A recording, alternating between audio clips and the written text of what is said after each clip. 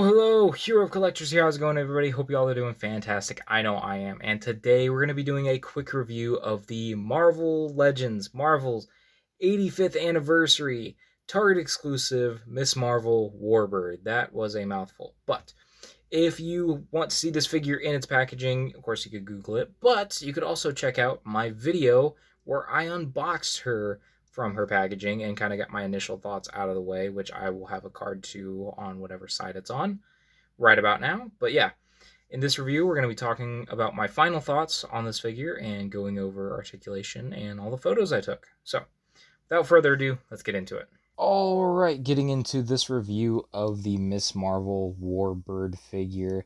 Just right off the top, I want to say that I did not have the original one that came in the Target 3-pack. This is my first time having this costume in my collection, and it's my mind's eye for Carol Danvers' Ms. Marvel. I've never been a huge Captain Marvel fan for her specifically, but this is what I imagine for Carol in my Avengers display. So, getting into the figure itself, I think this is the perfect new body mold for her. It's got all the articulation you could want.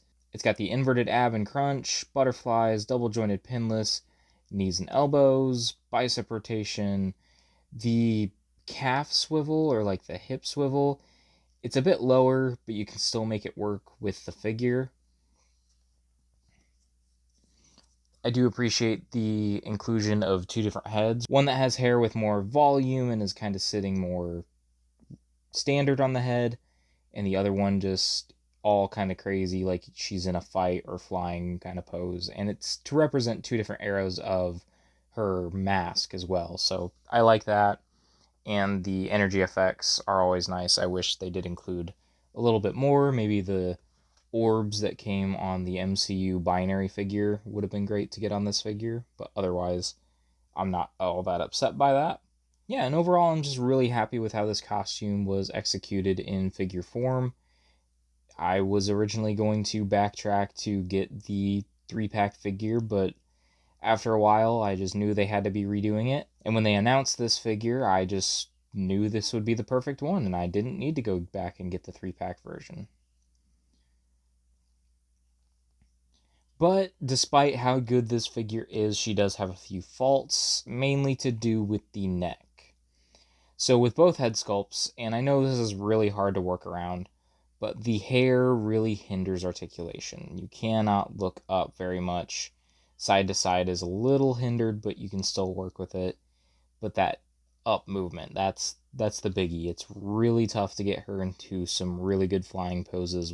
You have to really have her back arched backwards in order for it to look like she's looking where she's flying, and then it looks a little awkward from different angles. So that is frustrating. But even more frustrating than that, the point where the neck meets the costume, it's two separate pieces and they're supposed to be glued in tight. At least on my copy, they aren't. And when trying to swap out the heads, it gets really scary that I'm going to pop that out, and I really don't want to pop it out. I don't know if this is something that is just on my copy, just a QC issue regarding my figure, but it's really scary when trying to put on the different heads for this figure, and it just separates so much. So those are my main complaints.